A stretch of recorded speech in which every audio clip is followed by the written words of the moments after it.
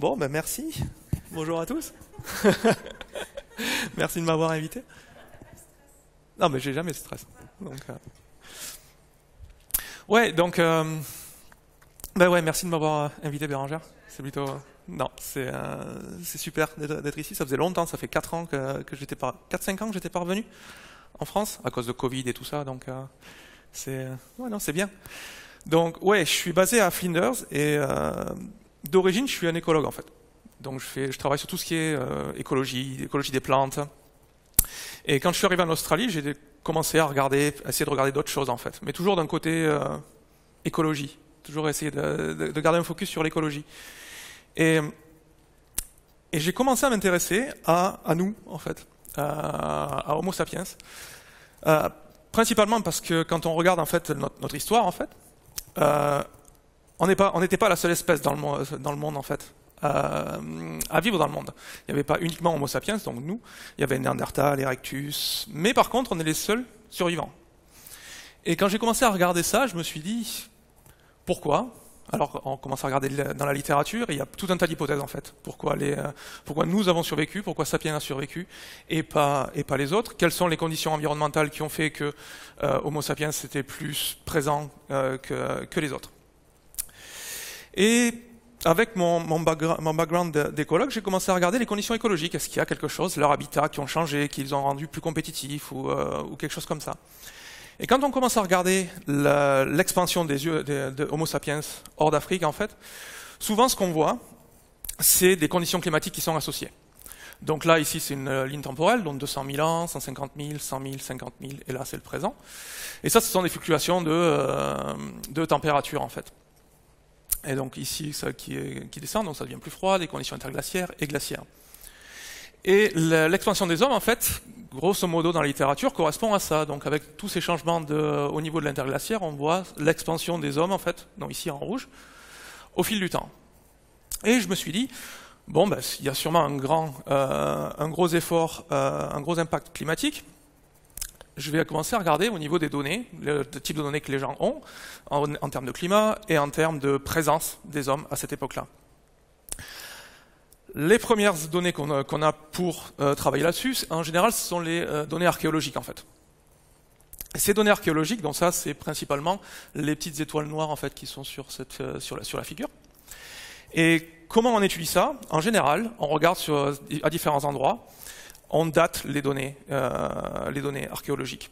Et souvent, la première date, en fait, est considérée comme étant la date d'apparition des hommes.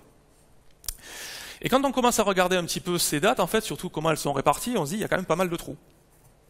Donc j'ai commencé à regarder ça, et je me dis, ici, là, par exemple, dans cette région, on n'a pas vraiment de données. Mais on voit toujours des flèches. En fait, les flèches sont censées représenter l'expansion des hommes, en fait. Les couleurs, plus c'est jaune, en fait, plus c'est vieux, et plus c'est rouge, plus c'est récent. On voit une espèce de pattern, en fait, de structure générale hein, à l'échelle du globe qui montre que bon, les hommes sont partis d'ici, sont arrivés en Europe de l'Ouest, donc en France, et au milieu ici, vers la Russie, passé le détroit de Bering, descendu l'Amérique du Nord, jusqu'en Amérique du Sud. Mais finalement, ces flèches-là, bon, ben, on ne sait pas trop à quoi elles correspondent en fait. Il n'y a pas vraiment de données qui les supportent. On fait juste essayer de faire des interprétations des données archéologiques qu'on a. Et il y a un problème en fait avec j'ai trouvé qu'il y avait un problème avec ces types de données-là. D'une part, ben, parce qu'elles sont super hétérogènes. Donc, ce qu'il y a entre les trous là, ici, on ne sait pas qu'est-ce qui se passe, régionalement en tout cas. Les flèches, pareil, c'est une interprétation, on ne sait pas trop ce qui se passe. Et il semble aussi que ben, prendre juste la première date, en fait, la plus ancienne date archéologique comme une date d'arrivée, c'est pas toujours une bonne méthode en fait. Parce que généralement c'est associé à la densité de population. Plus il y a de gens, plus vous allez avoir de traces en fait dans le passé. Mais quand vous commencez à arriver en petits groupes, les traces sont pas énormes et la chance de rater en fait la première date arrive souvent. Donc souvent les hommes arrivent ou les espèces s'éteignent de la même façon. 1000 ou 2000 ans avant la première date qu'on arrive vraiment à voir dans les données en fait. Parce qu'on n'arrive pas à choper juste la première date au moment où elles arrivent. Du coup je me suis dit ça c'est les données, bon ben dans un monde parfait, on aurait des données partout. On aurait des données partout et on arriverait à faire nos interprétations comme ça. Maintenant, je me suis intéressé depuis ma thèse en fait à la modélisation. Alors j'ai changé pas mal mon point de vue au niveau des modèles, en fait, mais je me suis dit, est-ce qu'on ne peut pas utiliser des modèles ou des méthodes statistiques, en fait, pour essayer de combler ces trous? Toujours partir de la donnée, et d'essayer de comprendre ce qui se passe, en fait, dans les endroits où la donnée est plus rare, et de voir si on ne peut pas tester des scénarios pour essayer d'expliquer un petit peu mieux cette expansion des hommes. Donc, je vais juste faire un petit récapitulatif de la façon dont il faut voir les modèles, en fait. Et ça encore, c'est ma vision, elle a pas mal changé depuis que j'ai commencé ma thèse. À l'époque, je pensais qu'avec les modèles, on allait répondre absolument à tout. En gros, si on regarde un paysage, donc ça c'est vraiment une vision un peu idyllique d'un paysage, en fait, vous pouvez voir ici qu'il y a tout un tas d'interactions dans ce paysage. Et on imagine que c'est un paysage que j'ai envie de modéliser, que j'ai envie de représenter. Donc là, il y a des herbivores, il y a des carnivores, il y a un climat, il y a de la végétation, tout le monde interagit avec tout le monde, tout se passe super bien. Et on essaie, nous, en tant que modélisateur, de représenter ça du mieux possible. Et malgré tous nos efforts, on a beau faire tout ce qu'on peut, souvent on représente ça comme ça. C'est souvent le mieux qu'on puisse faire. Hein. Après, ça dépend dans quel domaine vous êtes, en fait. Mais en écologie, souvent, on arrive à ça. Et ça a plusieurs implications. Parce que c'est une faible dimension, en fait. Ouais, ça vous fait changer votre vision des modèles qui vous disent la vérité. Les modèles en général, que ce soit des modèles statistiques, en tout cas c'est mon point de vue, les modèles statistiques ou même les modèles de processus, on est tellement obligé de simplifier ce qui se passe qu'en fait, on n'arrive pas à représenter la réalité. Et trouver la vérité avec un modèle, ça ne va pas marcher. Par contre, les modèles, ils sont super bons à vous dire quel modèle et quel scénario est meilleur qu'un autre. Parmi toute la simplicité que vous avez, si on augmente un petit peu la complexité, est-ce que ça vaut le coup de complexifier un petit peu mieux ou pas quand on vérifie avec les données qu'on a? Donc, tout le travail de modélisation que je vais présenter aujourd'hui, c'est essentiellement de tester des scénarios. On part de quelque chose qui est très simple, on essaie de complexifier, et est-ce que si on rajoute un élément supplémentaire, est-ce qu'on explique mieux ou pas? Est-ce que scénario A est meilleur que scénario B? Donc on ne va pas trouver la vérité en tant que telle, mais ça aide à explorer un petit peu et à tester les scénarios qu'on ne pourrait pas tester avec les données uniques, et à remplir des trous autant que possible. Donc maintenant, comme j'ai dit au tout début, la base en fait de comprendre l'expansion des humains, ou même l'extinction des espèces qui en découle, c'est basé sur l'archéologie. Donc ça, c'est une séquence d'archéologie. Vous avez une ligne temporelle ici, ça c'est le présent, ça c'est le passé. Et ça, en fait, ce sont vos données archéologiques. En fait, elles sont datées dans le temps, avec du carbone 14 ou de différentes techniques. Et chaque âge a une barre de confiance, en fait. Tout ce que ça vous dit, en fait, ces données archéologiques, c'est quand est-ce que l'espèce était là. Ça ne vous donne pas vraiment d'indication quand est-ce qu'elle est arrivée ou quand est-ce qu'elle a disparu, puisqu'on n'a pas les données pour ça. Donc tout ce qu'on sait, c'est qu'à partir des données fossiles ou archéologiques, en fait, si on regarde l'homme, ça c'est la première date, on sait que l'homme est arrivé entre cette date-là, avec la barre de confiance, et avant. De la même façon, quand on a des espèces qui sont éteintes, en fait, on se pense souvent que la date d'extinction arrive entre la dernière date qu'on voit, la plus récente, et maintenant. Ça s'est passé dans ces eaux-là. Alors pour essayer de trouver quelle était la vraie date d'extinction, à partir de cette séquence-là, il y a des tas de données, de méthodes statistiques qui ont été développées, basées sur les âges, en fait, leur distribution au fil du temps, essayer de trouver des probabilités. Donc ça, ce sont des modèles statistiques, je ne vais pas trop aller dans les détails, mais en gros, ça vous donne au fil du temps, basé sur la distribution de ces âges-là, la probabilité que l'espèce est arrivée. Donc, et essayer de retourner une probabilité de temps d'arrivée ou une probabilité de temps d'extinction. Donc en gros, il y a tout un tas de méthodes qui ont été développées. En gros, il y a à peu près autant de méthodes que de personnes qui s'y sont intéressées. C'est souvent ce qui arrive en statistique. En fait, on veut faire notre méthode à nous, parce que c'est celle qu'on connaît la mieux. Du coup, vous avez tout un tas de méthodes qui existent pour essayer de corriger ce biais en fait, de la première date et pas forcément la date d'arrivée. Le problème avec ça, c'est que vous avez besoin de pas mal de dates en fait. Pour avoir un modèle statistique robuste, souvent, si vous avez une ou deux dates archéologiques, vous n'avez aucun pouvoir statistique et ça pose un problème pour arriver à faire une bonne estimation. Et on ne trouve pas des dates archéologiques partout, tout le temps.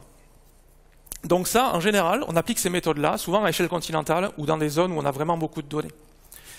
Mais ça ne nous aide pas vraiment si on veut avoir, là ce sont toutes les données archéologiques en fait, qu'on peut trouver, en tout cas les données archéologiques carbone 14 en fait. Donc, si on applique une méthode comme ça, on va être plutôt bien à estimer les dates ici, les dates ici, les dates ici. Mais par contre, ici, là, on ne peut rien estimer parce qu'on n'a pas de date, en fait.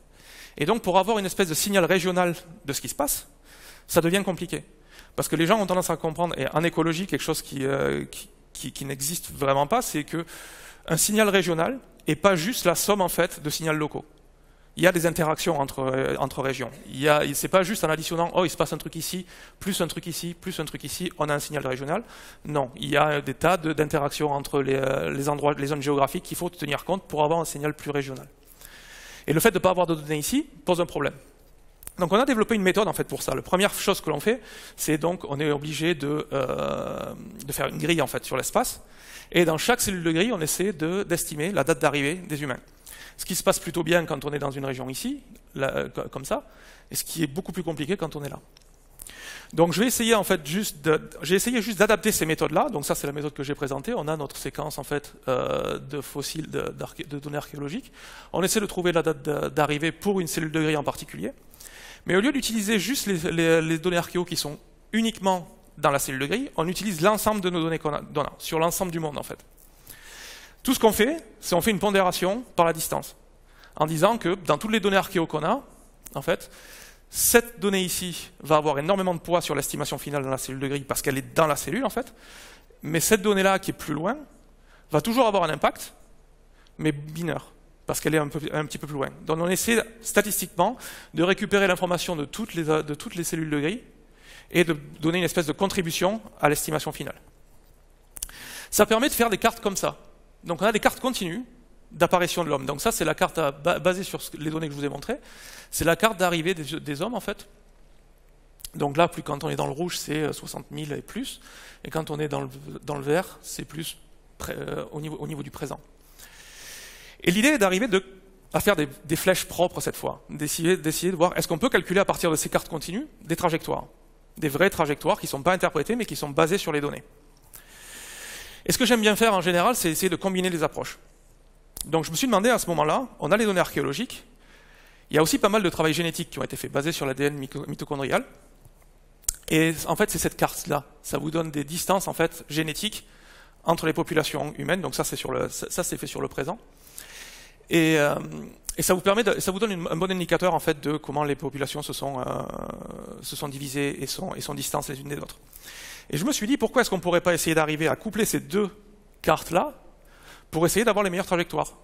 Si on arrive à avoir un signal archéologique et un signal génétique qui vous donnent à peu près le même résultat, on a quand même une meilleure chance de trouver un bon résultat, une espèce d'accord entre les données. Donc, je vais vite fait passer sur les équations. Il y a toujours obligatoirement une équation ou deux quand on fait du modèle. En gros, l'idée, c'est d'arriver à trouver la meilleure trajectoire entre un point A et un point B, basée sur l'archéologie et sur la génétique. Souvent, ce qui se passe quand on fait des recherches de trajectoire, on essaie de faire des recherches de moindre coût. En gros, ce qui s'appelle le moindre coût, c'est on veut passer d'une cellule de grille à une autre, en ayant, par exemple, le minimum de différence entre ces cellules de grille. Donc ça va être, par exemple, en termes d'âge.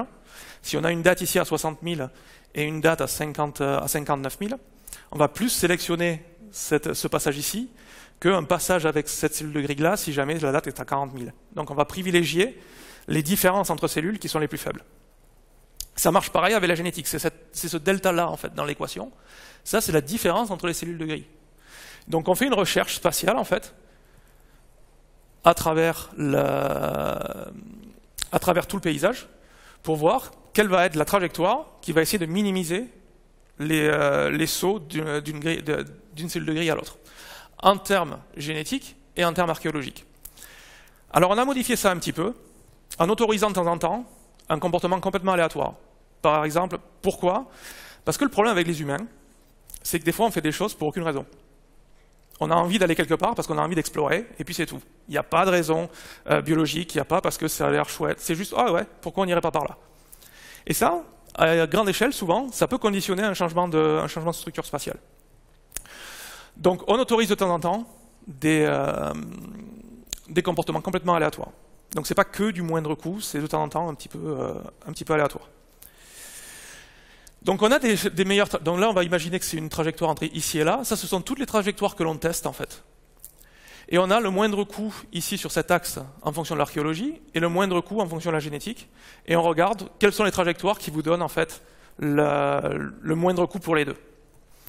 Et ce qui est intéressant, c'est que là, c'est pas le cas ici, mais souvent, on va par exemple avoir une trajectoire qui va pas être nécessairement le moindre coût en termes de génétique, qui va être un moindre coût en archéologie, mais quand on essaie de marier les deux, ça crée une nouvelle trajectoire en fait qu'on n'aurait pas pu considérer si on avait eu l'une ou l'autre des méthodes.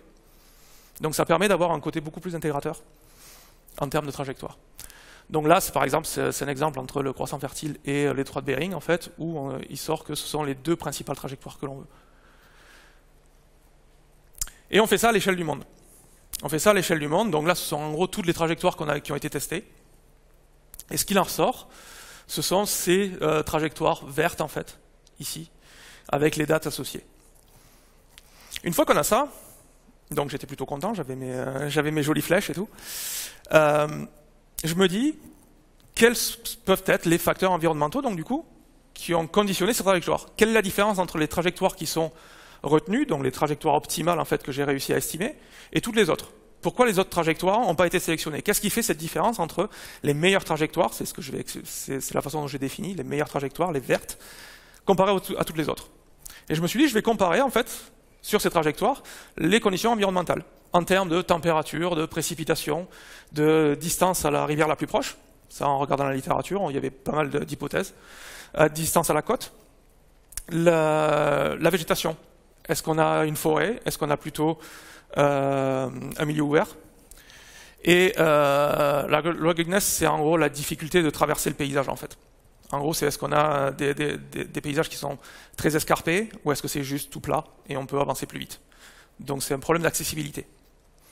Donc il y a pas mal de modèles en fait qui vous donnent ces cartes, des modèles climatiques, paléo, et on a regardé en fait le long de ces trajectoires-là, donc toutes ces valeurs, pour voir si quelque chose s'en sortait.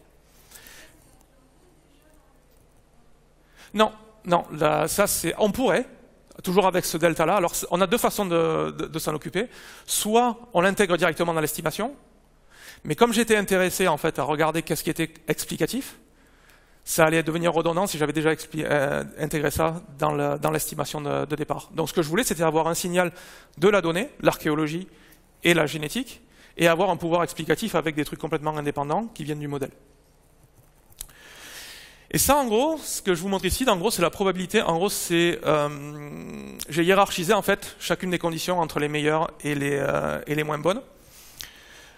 Et en gros, ce que ça montre en fait, c'est que la distance à la côte, en fait, ouais, c'est la distance à la côte, celle-là, a vraiment très peu d'impact sur nos meilleures routes.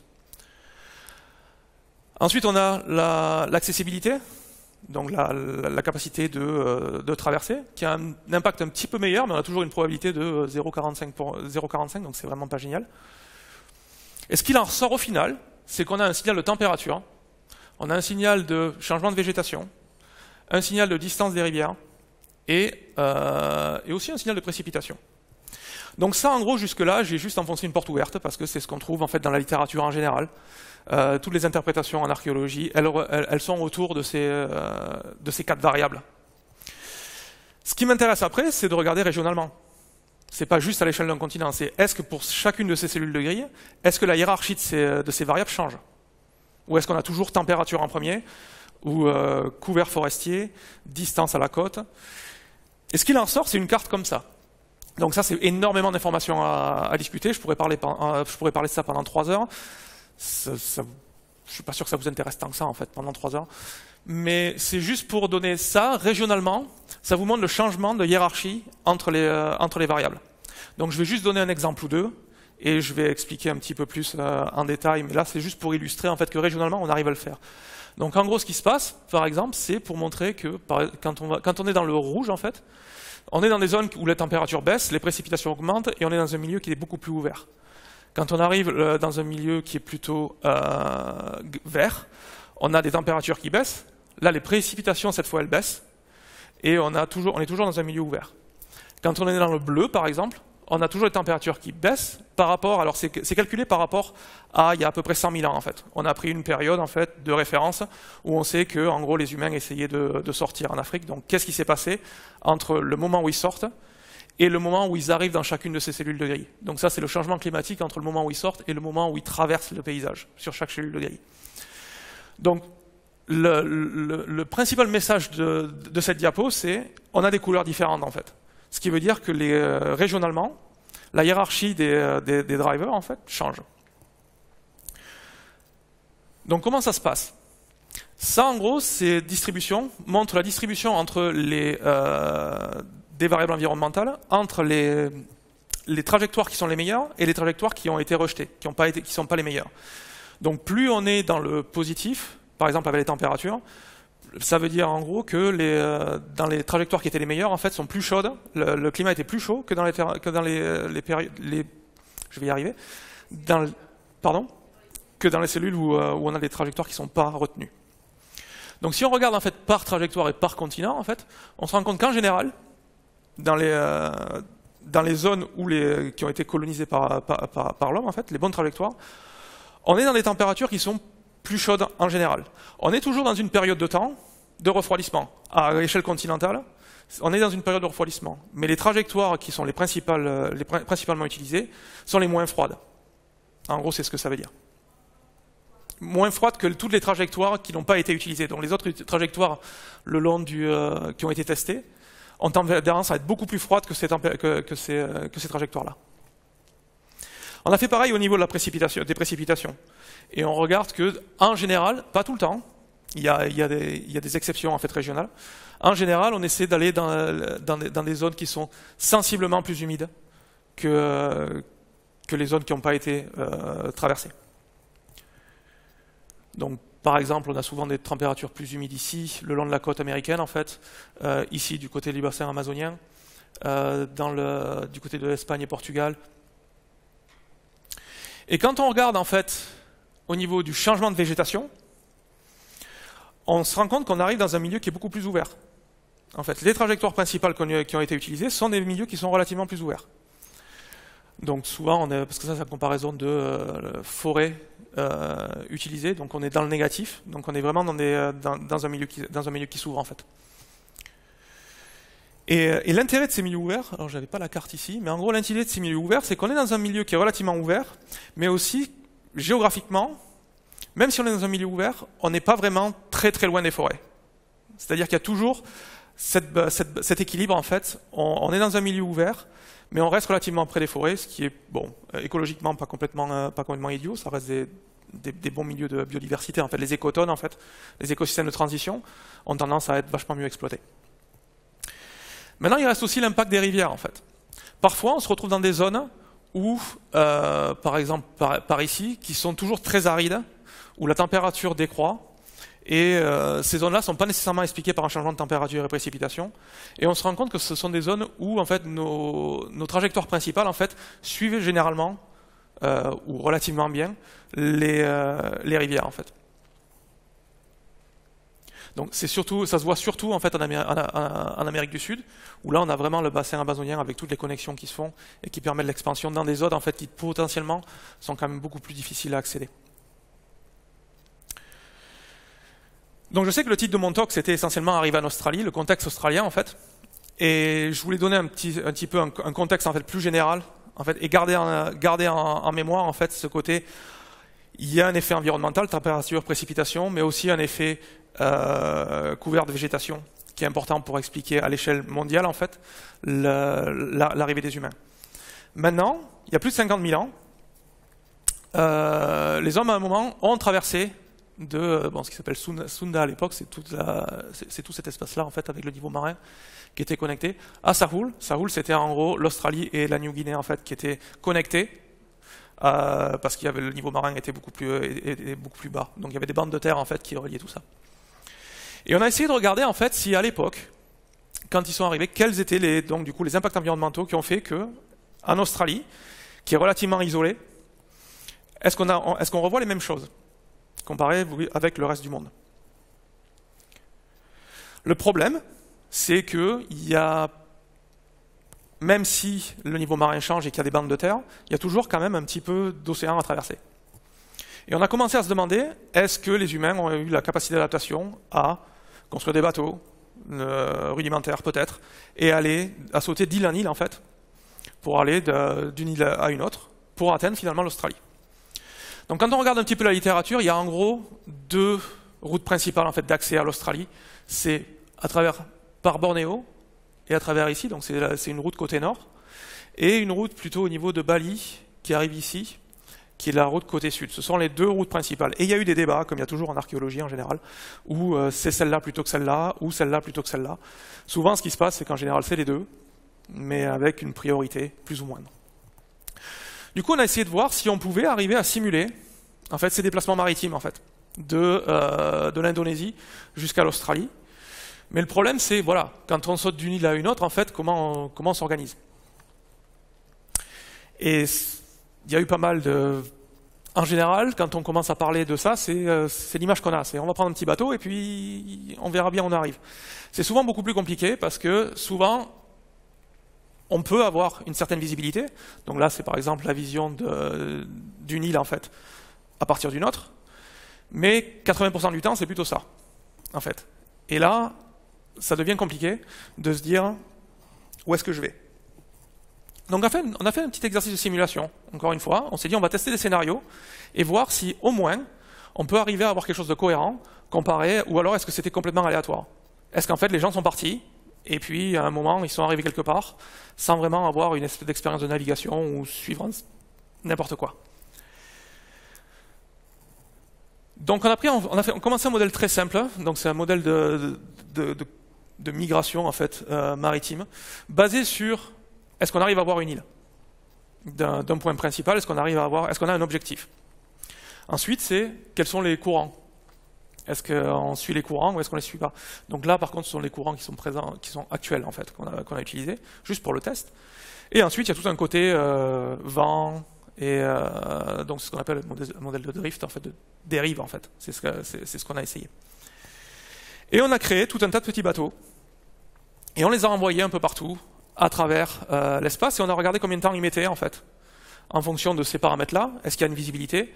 Est-ce qu'on a des courants qui sont favorables, et des vents favorables? Combien de temps ils pouvaient mettre, en fait, pour atteindre une île, pour aller jusqu'à l'autre?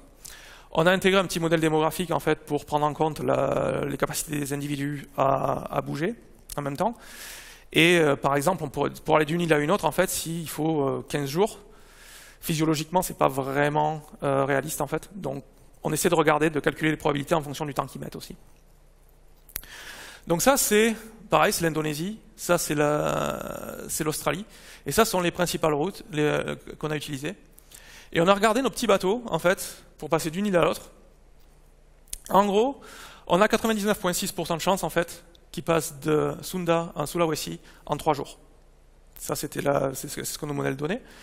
Et on a fait pareil pour les changements de toutes les îles. Donc 87% de chance en 3 jours, 68,2 en 2 jours, et ainsi de suite. Donc ça... non, pas vraiment. Ouais, on a considéré, parce que c'est le vent, on a considéré que c'est le vent, mais il y a quand même une... ouais, il y a quand même cet aspect-là ensuite. Mais c'est principalement, effectivement, de la voile, en fait. Et on a fait pareil pour le sud. Et pour le sud, ça devient un petit peu plus compliqué, parce que c'est beaucoup plus difficile d'accès. Il faut beaucoup plus de temps. Par exemple, il y a 78% en 6 jours, c'est le mieux qu'on puisse faire.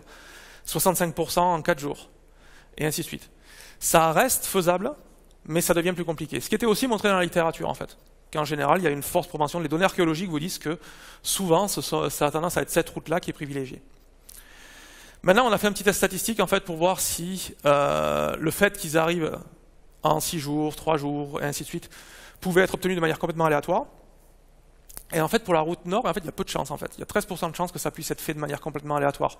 Donc, c'était vraiment il y a vraiment un indice que c'est un signal conscient que on a ces sauts d'une île à l'autre, en fait. Et au niveau du sud, même si c'est plus difficile, là aussi, il y a très peu de chance en fait que ce soit le résultat d'un processus complètement aléatoire. Donc, ça, encore une fois, on teste des scénarios. On essaie de voir qu'est-ce qui est plus faisable ou moins faisable. Ça privilégie, en termes de temps, la route nord, mais la route sud reste quand même possible à exploiter. Du coup, on s'est dit, maintenant, quand on arrive sur ces îles, est-ce qu'on a une composante environnementale quand on arrive sur ces nouvelles îles? Est-ce qu'il y a une végétation qui est connue? Est-ce que l'habitat est favorable, en fait, aux humains? Et quand on commence à regarder la végétation, en fait, souvent, on se réfère aux données polliniques, en fait, pour essayer d'avoir une image, en fait, de ce qui se passe au niveau de l'environnement. Le problème qui se passe, et encore une fois, c'est pas moi qui essaie de cracher sur les données, si on pouvait avoir toutes les données partout, ce serait génial, mais souvent il y a des manques de données parce que la meilleure résolution qu'on a en termes de données, c'est souvent par rapport au dernier massif glaciaire en fait. Avant ça, du moins en Australie, avoir des données polyniques sur le changement de végétation, c'est quasiment impossible. Il y en a vraiment très peu. Il y a des problèmes de préservation, il y a tout un tas de problèmes qui fait que la couverture de végétation à partir du pollen, c'est difficile à reconstruire. Et c'est souvent, en fait, parce que l'Australie, mine de rien, c'est un grand désert, c'est souvent difficile d'accéder à ces données. Du coup, là encore une fois, on s'est dit, est-ce qu'on peut, avec les modèles, par exemple, essayer de combler des trous, essayer de tester des scénarios pour voir si on arrivait à faire un lien entre toutes ces données. Donc, on a utilisé des modèles de végétation. Donc, les gens ici doivent être pas mal familiers avec les modèles de végétation, mais en gros, ce sont des modèles qui font le modèle qu'on a utilisé ici est un modèle qui fait le couplage entre le cycle du carbone et le cycle de l'eau, et qui vous donne en fait une végétation potentielle en fonction du climat et des changements de CO2 dans l'atmosphère. Il y a tout un tas d'autres hypothèses derrière ça, mais en gros, d'un climat, vous avez des processus écophysiologiques et ça vous donne en gros des types fonctionnels de plantes en fait, donc des groupes de plantes qui réagissent à peu près pareil au climat. Et vous avez des types fonctionnels de plantes dominants en fait, un type de végétation dominant à travers l'espace. LPJ.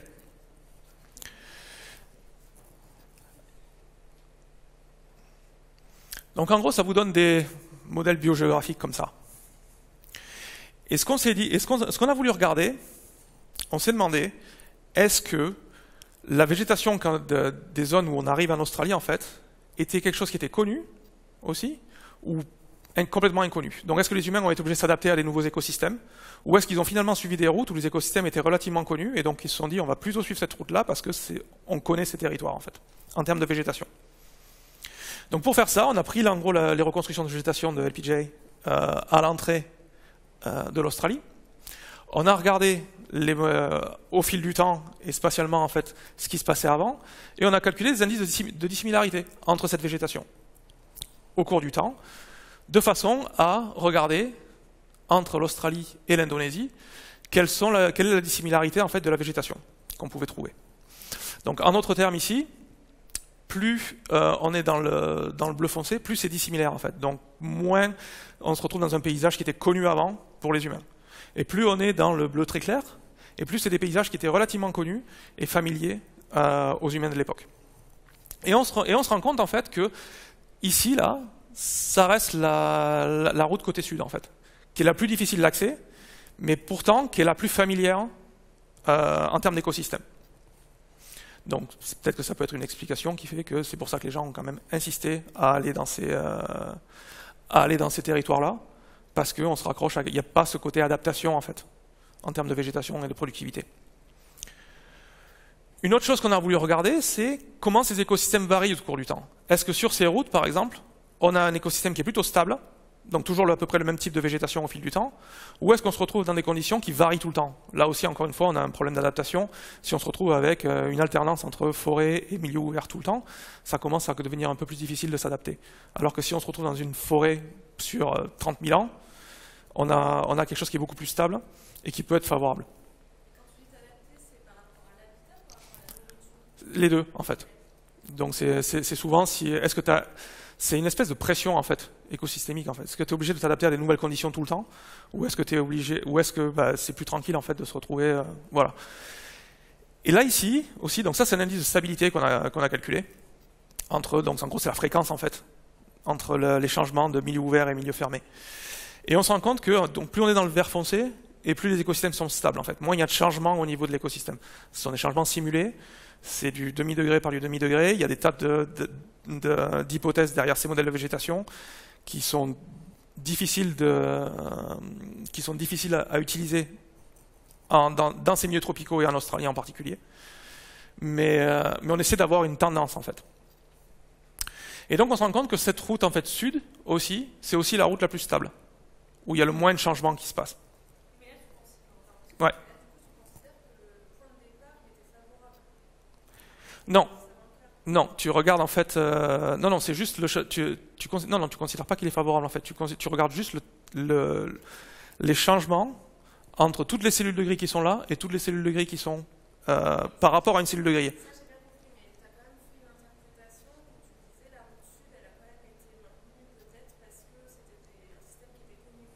Ouais, c'est ça.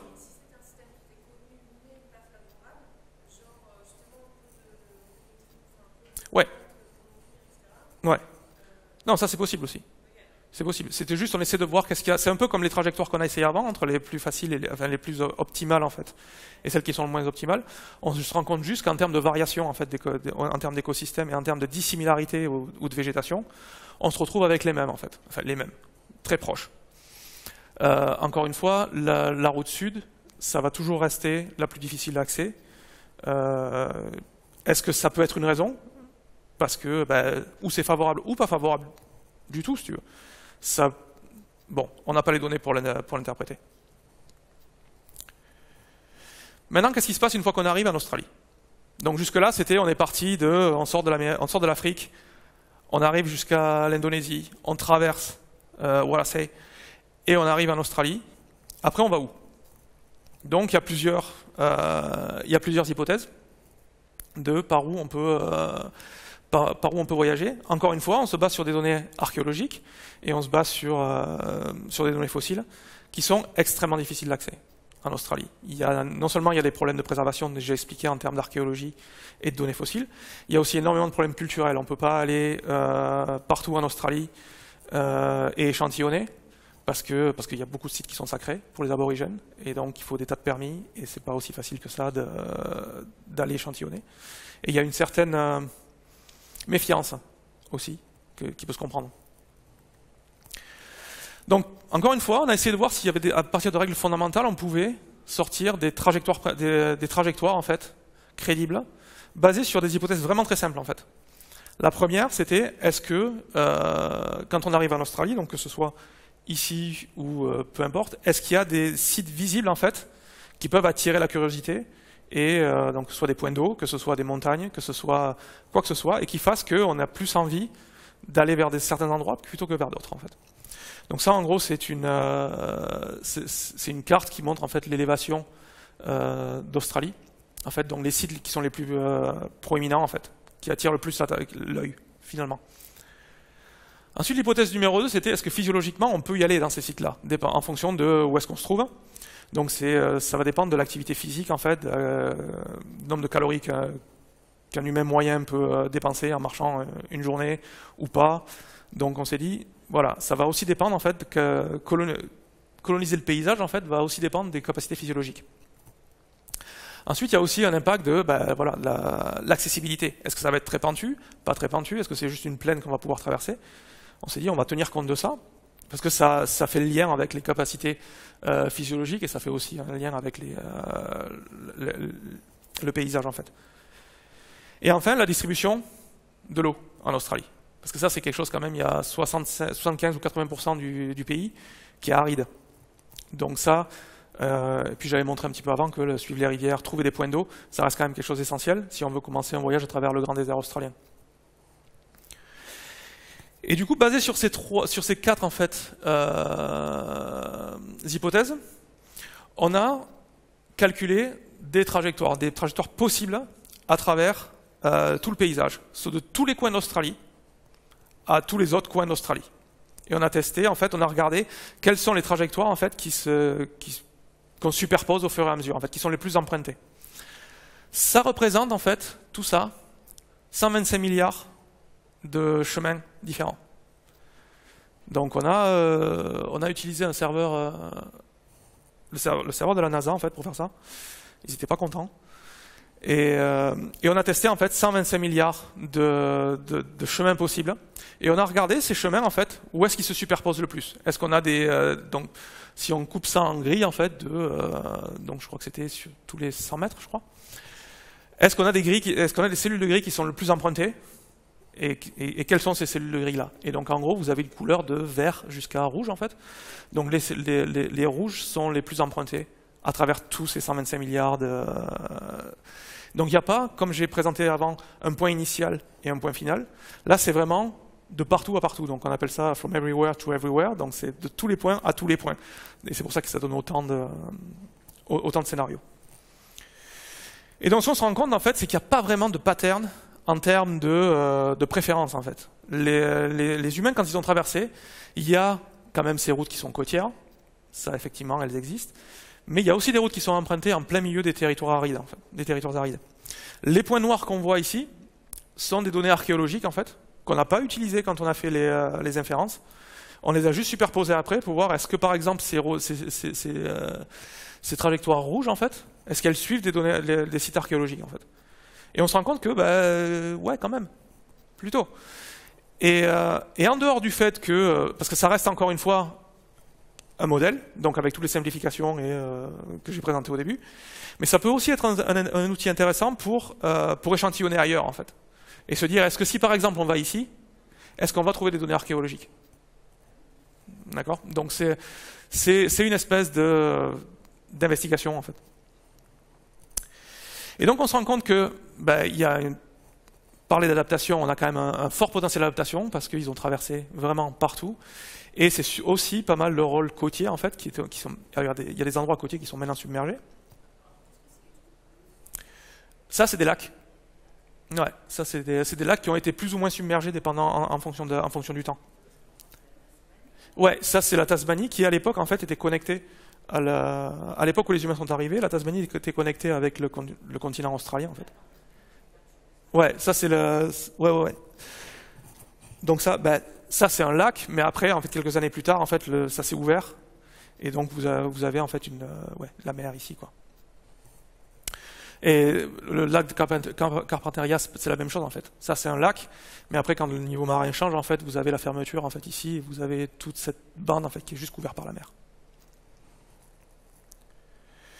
Donc si je fais un petit résumé en fait de ce que j'ai parlé au niveau de l'Australie, je sais pas combien de temps il me reste.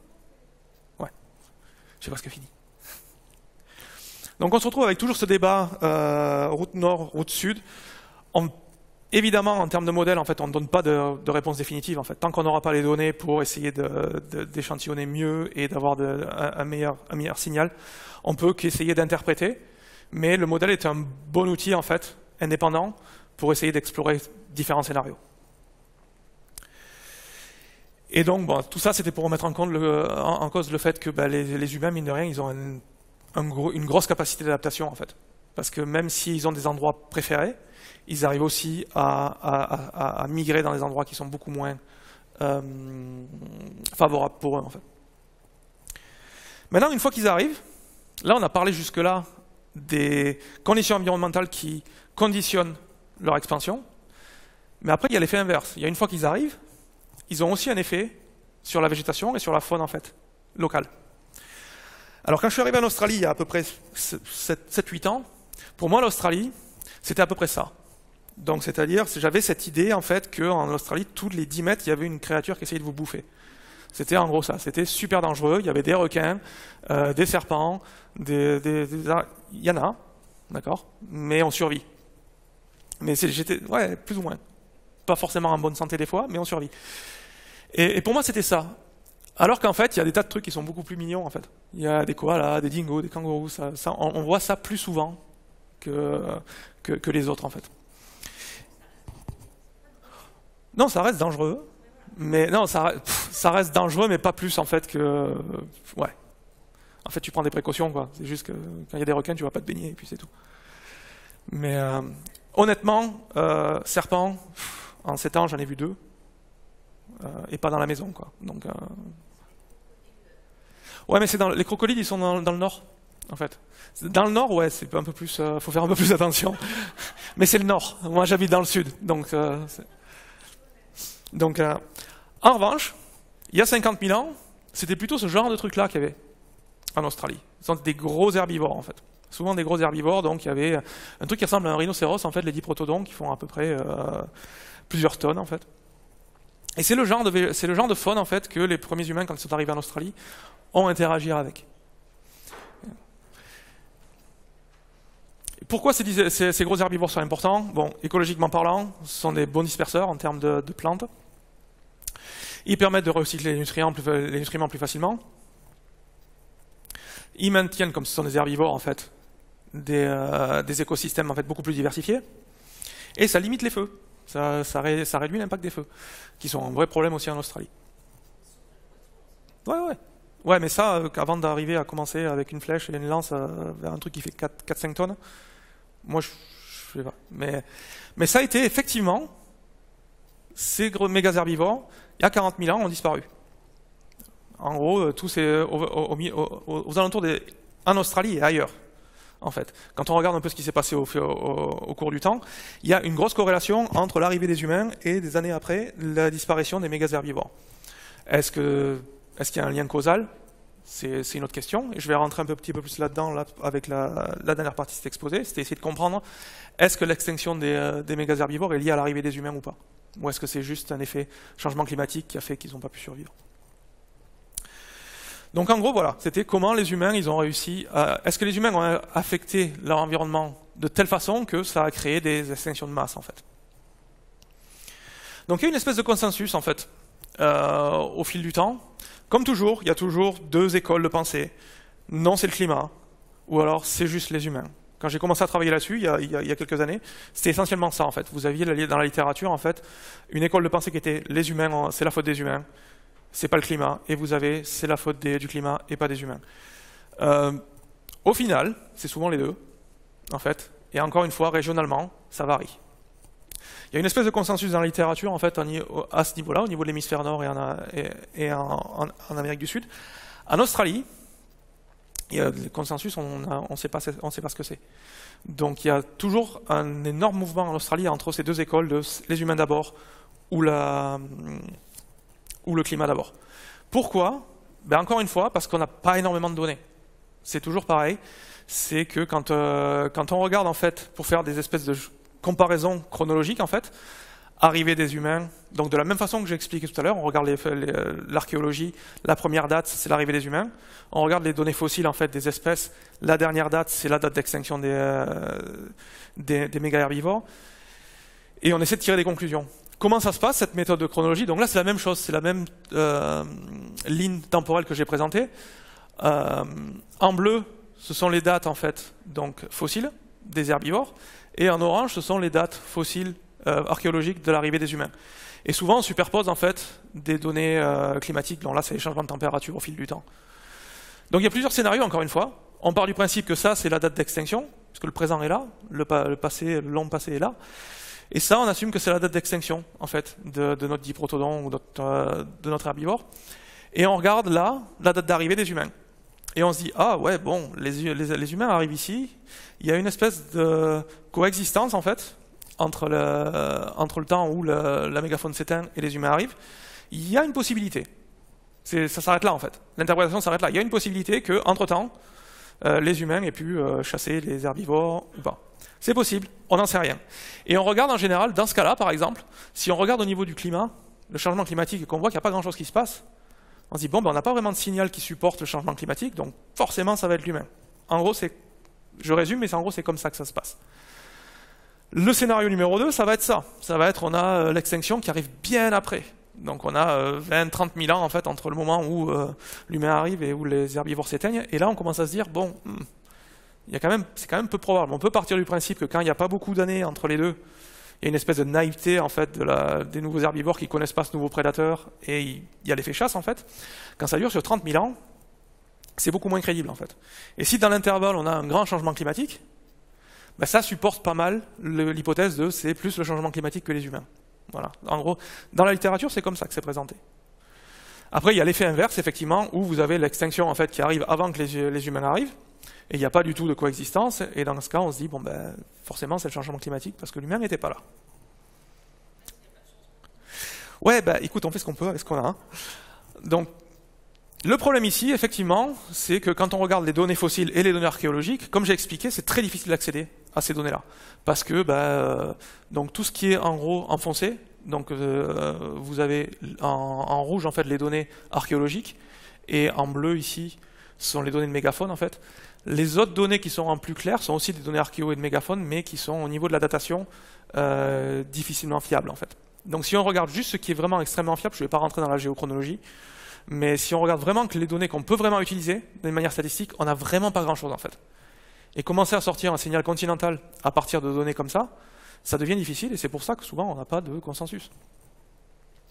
Donc on avait commencé, la première chose qu'on avait fait, c'était de regarder à l'échelle de temps, à l'échelle continentale en fait, on avait pris toutes ces données et on avait essayé de calculer ces fenêtres d'extinction. Donc là, ici, on a le passé, pareil, 20 0, donc c'est le présent, 20 000, 40 000, 60 000, de toutes les différents taxons qu'on a au fil du temps. Donc ça, ce sont les données fossiles en fait, et calculer statistiquement, comme j'avais présenté au tout début, l'extinction de ces espèces en fait. Plutôt que de se fier juste à la dernière date d'extinction, on a essayé de calculer de manière probabilistique en fait les dates d'extinction.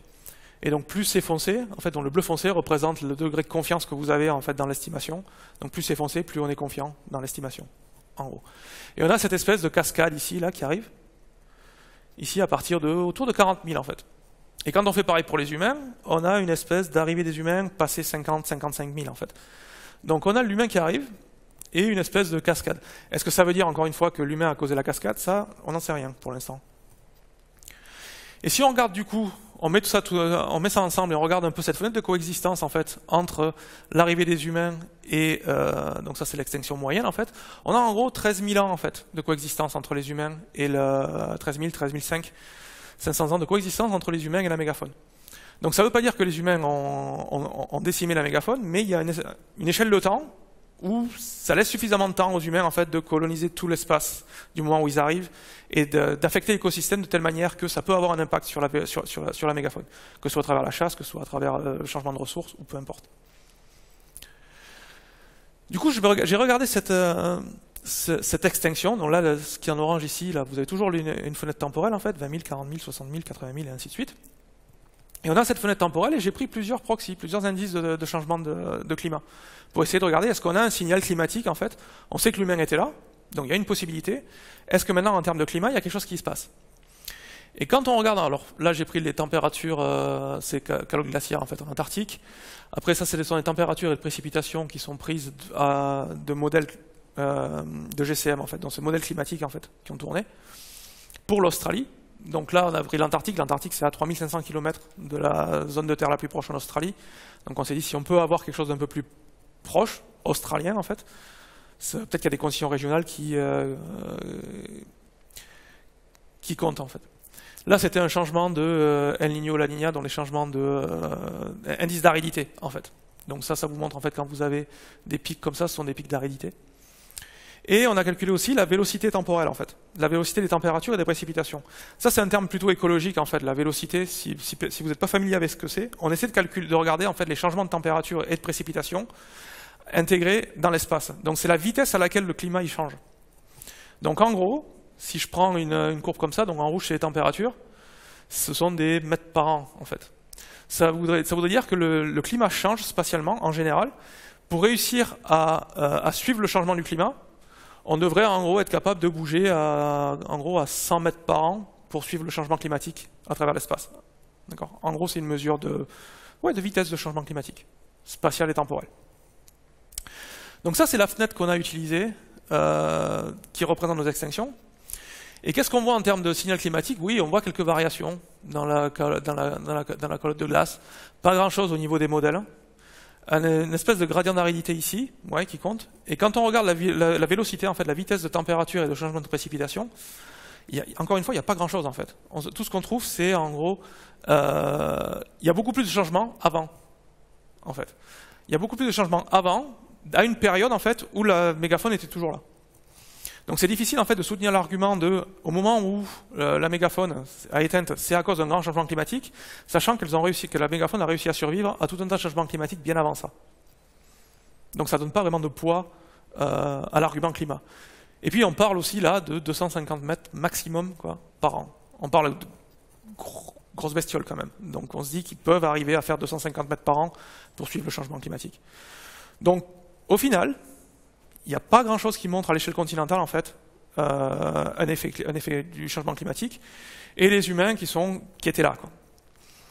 Maintenant, si on commence à regarder la corrélation en fait entre, donc ça, ce sont la proportion des espèces qui sont éteintes en fait, de 0 à 100%, en fonction de changement climatique. Là, j'ai pris la température juste pour expliquer comment on s'est organisé, et on a regardé s'il y avait une espèce de corrélation. En gros, est-ce que plus la température, la vélocité augmente en fait, et plus le nombre d'espèces disparaît, plus on a un grand nombre d'espèces qui disparaît ou pas. Et on a testé deux modèles en fait. un modèle qui est complètement en corrélation linéaire, en fait, un modèle linéaire, et un modèle qui est, il n'y a aucune corrélation du tout, c'est juste complètement au hasard, et on voit s'il y a un effet entre les deux. On a fait ça en gros pour pour regarder comment nos données supportaient tel ou tel modèle en fait. On n'a pas vraiment trouvé ici de support pour la corrélation linéaire avec le climat. On n'en a rien trouvé. Deux explications possibles, c'est pas une corrélation linéaire. Ça semble idiot, mais il peut y avoir un signal qui est non linéaire. Ouais, ben ça en fait. Mais ouais, mais tu vois, avec le nombre de données qu'on a, c'est pas évident d'arriver à créer un modèle non linéaire sur 4 données en fait.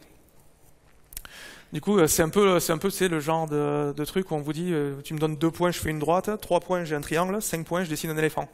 C'est à peu près c'est le même principe en fait.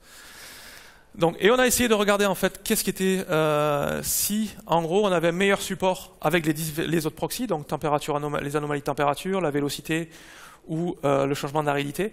Et en gros on n'a pas vraiment de ça. En gros ça vous montre qu'il n'y a pas vraiment de support pour une relation linéaire entre le changement climatique et les humains. En ce qui me concerne, donc là c'était un petit récapitulatif de ce que j'ai présenté. Le fait qu'il n'y ait pas de corrélation, donc une part ça risque de ne pas être linéaire. Mais d'autre part, et ça j'avais essayé de le montrer au tout début, il y a un problème de signal régional. Là, tout ce que j'ai fait jusqu'à présent, c'est j'ai pris toutes les données à l'échelle de l'Australie, je les ai mis toutes ensemble et j'ai fait tourner les modèles. Si vous avez un signal régional, vous n'allez pas le voir. Et il y a peut-être des endroits où la mégafaune a disparu à cause des humains, et il y a certainement des endroits où la mégafaune a disparu à cause du climat, et il y a peut-être des endroits où c'est à cause des deux. Mais avec les données qu'on avait à ce moment-là, on ne pouvait pas le voir. Donc ce que j'avais décidé, c'est d'essayer de faire un truc régional, comme j'ai fait exactement de la même façon que j'ai fait pour la colonisation humaine dans le reste du monde, en créant ces cartes en fait archéologiques. Donc ça, c'est la même carte archéologique en fait, utilisant la méthode spatiale que j'avais montrée, de l'arrivée des humains. Donc plus vous êtes dans les valeurs claires en fait, plus c'est vieux, et plus vous êtes dans le vert foncé, plus c'est récent. Donc on a une espèce d'expansion en fait, une arrivée qui était plutôt par là. Et là c'est l'extinction en fait de la mégafaune en fait, spatialement explicite. Et on compare du coup, on fait cette espèce d'analyse chronologique en fait pour chaque cellule de grille.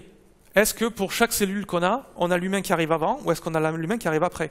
Et si l'humain arrive avant, combien de temps on a entre les deux? Donc on fait ça de manière plus régionale en fait, au lieu de faire un truc complètement continental. Et ça en gros ça vous donne l'échelle de coexistence en fait. Donc ça vous dit, quand vous êtes sur les données qui sont très vertes, plus on est dans le vert foncé, plus ça vous donne le temps où la mégafaune et les humains ont coexisté. Donc ici par exemple, on a pas loin de 10 000 ans de coexistence entre la mégafaune et les humains. Et quand vous êtes dans le très très rouge en fait, ça veut dire que la mégafaune s'est éteinte en relativement 15 000 ans avant que la mégafaune s'éteigne.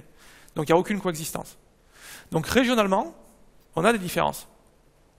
Donc alors on peut tourner ça pour des raisons analytiques en fait, on a des zones qui sont où il y a de la coexistence et on a des zones où il n'y a pas de coexistence. Donc toutes ces zones-là, en fait, donc c'est à peu près 70% de la zone d'étude ici, on a une coexistence, en fait, quelle qu'elle soit, entre 1000 et 15 000 ans, en fait, entre la mégafaune et les humains. Et là, c'est un endroit où on n'a pas de coexistence.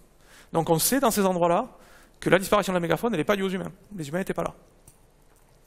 Et on s'est dit, on va commencer à regarder de la même façon quels sont les facteurs environnementaux, donc en termes de température, de disponibilité en eau, ça c'est de l'eau potable en fait, de désertification, puisqu'on est quand même en Australie, de couverts forestiers et d'arrivée des humains. Donc on a essayé de créer des modèles en fait pour voir quel genre de modèle pouvait expliquer dans ces différents types de zones en fait, quel modèle et quelle combinaison en fait de ces variables environnementales pouvaient expliquer le mieux les extinctions qu'on voyait. Donc en gros, là ce sont les cartes en fait de ce que les modèles vous donnent. Et on a testé différents scénarios. Donc est-ce que l'extinction de la mégafaune en fait peut être expliquée par juste les températures? On teste ce modèle-là. Est-ce que ça peut être expliqué par température et précipitation? Ou température et le changement de production primaire nette, donc le changement de couvert forestier par exemple? Ou juste par le désert? Ou par l'arrivée des hommes? Et on a fait ça pour ces deux différentes zones. Quand on regarde dans cette zone-là, donc on n'a pas testé les humains parce qu'on sait que les humains n'étaient pas là à l'époque, le modèle qui soutient le mieux en fait ce qu'on voit en termes de données et d'extinction, c'est un modèle qui va prendre qui prend en compte la précipitation, l'eau potable, la désertification, et de manière un peu plus générale, il y a quelques interactions entre les variables. Donc c'est essentiellement quelque chose qui est relié à la disponibilité en eau. Maintenant, quand on a ces variables-là, ça c'est ce qui explique le mieux la date d'extinction, on peut aussi regarder la hiérarchie de ces... Est-ce qu'on a une variable qui est prédominante ou est-ce qu'elles sont toutes également importantes? Donc du coup, on fait une espèce de petit test de sensibilité où on enlève une variable et on regarde comment notre modèle y change. Donc là, par exemple, on sait que si on enlève cette variable-là, la capacité de modèle de reproduire les données change de temps. Si plutôt on enlève ça, ben, ça change un petit peu moins. Donc ça, ce que ça vous dit, en gros, c'est que quand on enlève les précipitations, on a plus d'impact sur le modèle que quand on enlève juste l'eau potable, en fait. Et on fait pareil avec les autres. Donc ça, les interactions changent très peu.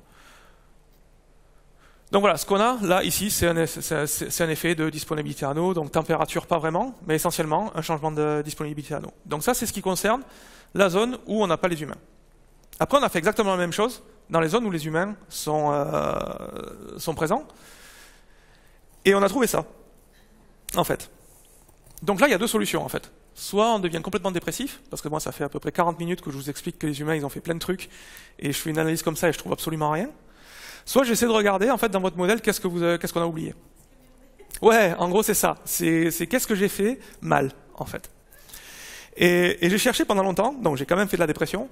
Et puis après, j'ai commencé à regarder, je me suis dit, le problème principal, c'est qu'on analyse toutes ces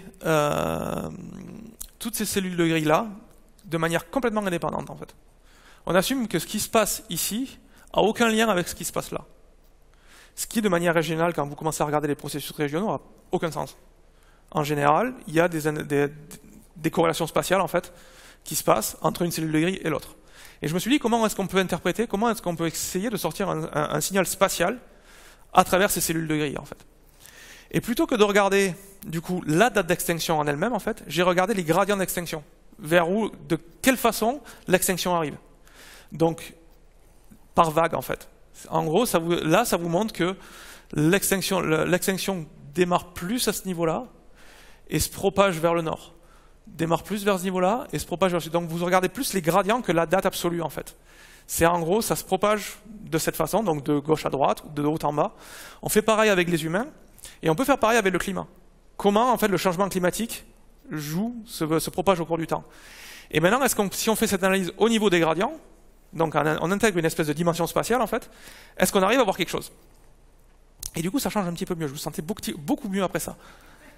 Non, je ne vais pas mettre une deuxième croix rouge, non.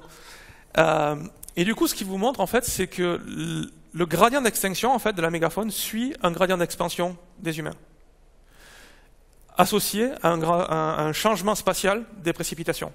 Nord, sud, est, ouest, ça reste à déterminer. Même chose pour l'eau potable et même chose pour les couverts forestiers.